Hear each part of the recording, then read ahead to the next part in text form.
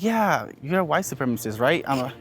Honestly, like out of the blue, they told me that, and I didn't understand why. And I was like, wait, what do you mean? Like, can you hear me speak right now? It's like, I just told you I was from Cuba. It's like, yeah, but like you can identify as a white supremacist if you want to. The words and actions of Turning Point USA directly support and encourage white supremacy on this campus.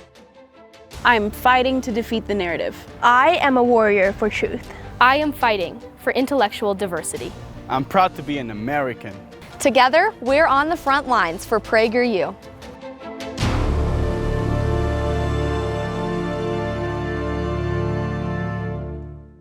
Welcome back to On the Front Lines. I'm Isabel Brown, and today we are here at Colorado State University, my alma mater. Go Rams!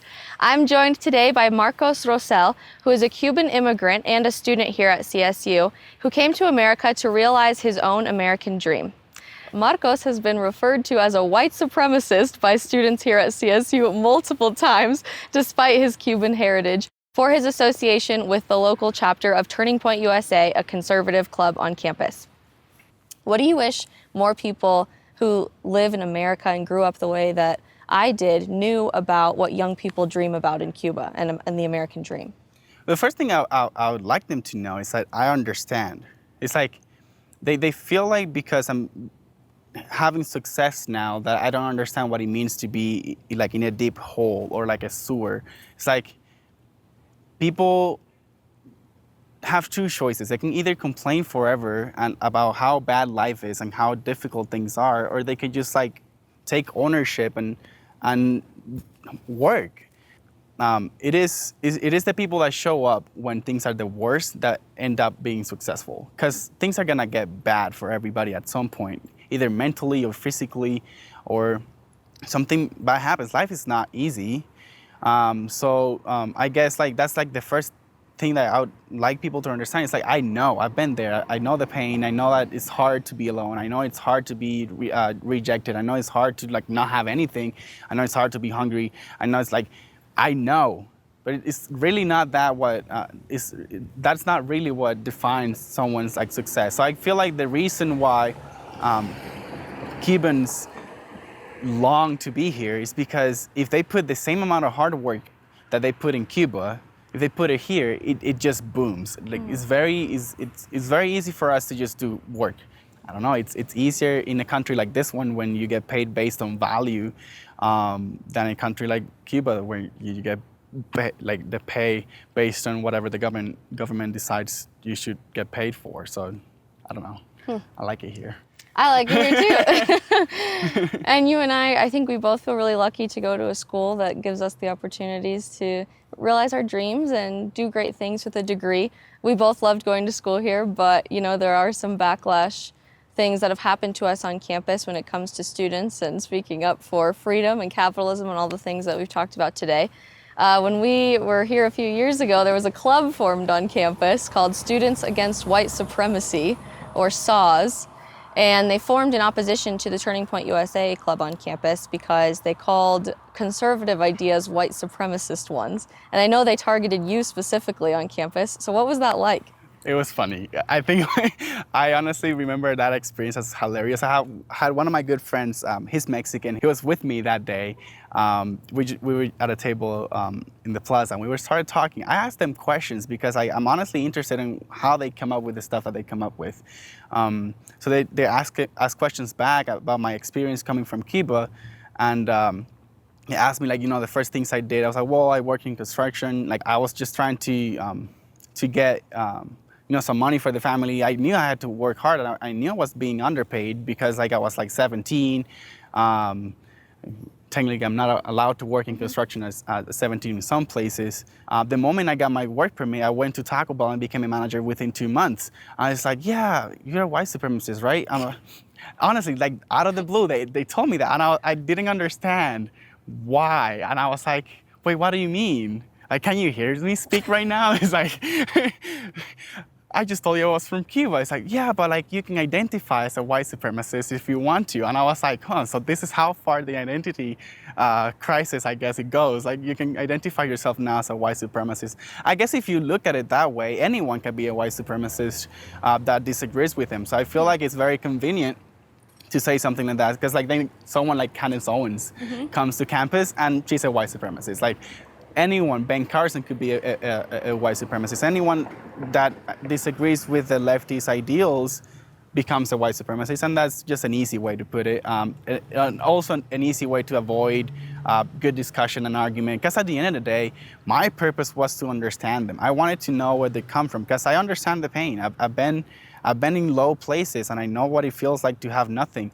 So maybe if I understand their point of view, I could change their mind by explaining my story. But I guess if I'm a white supremacist, it doesn't really matter where I come from. I feel like that's been the immediate label on this campus, not necessarily from the administration or from faculty, but other students initially tack white supremacist on the first thing you say that's conservative that comes out of your mouth, because they don't want to hear anything after that. They don't want to hear your story or have their minds changed. And I know there was one moment in particular that spurred a lot of action. And a few years ago, we had an event on campus called CS Unite that was put on by the administration.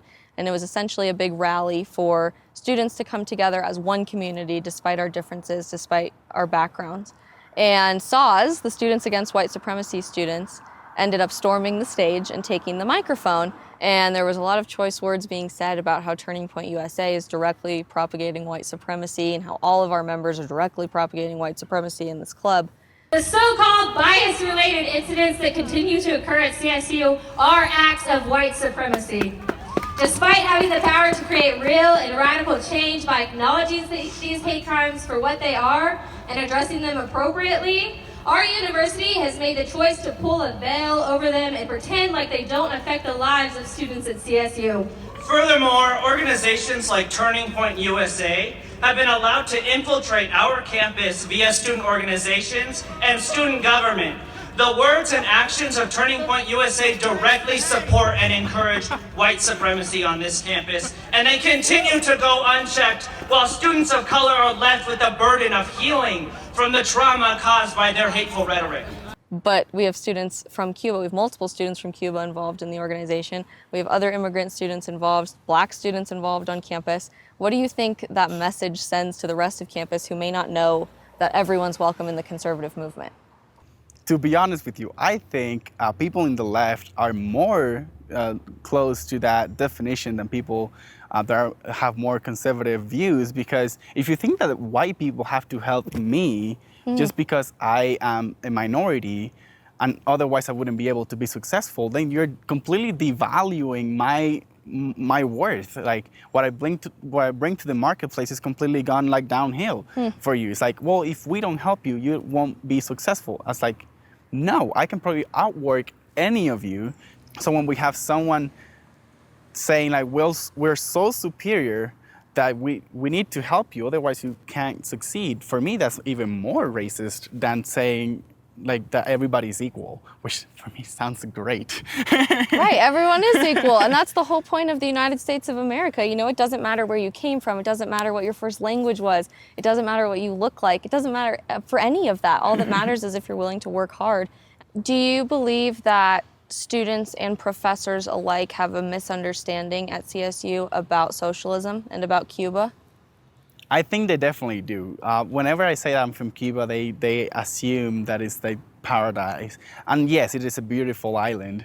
But you have to realize that Cuba has all the resources to be one of the most successful countries in the world. But somehow we're in a crisis. So then what's the problem?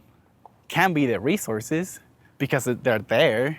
So it's got to be the way that the island is run. Number one expense in the nation is taxes. That's insane. I know you have some exciting news coming up next month. What is it? I am becoming an American citizen. I'm so excited for you, and I think this journey's been so cool to watch you on. It's been a pleasure for me to watch you grow through it and get to know you through that process. I'm so happy. I'm so excited for you. I'm Marcos, and I'm on the front lines for PragerU.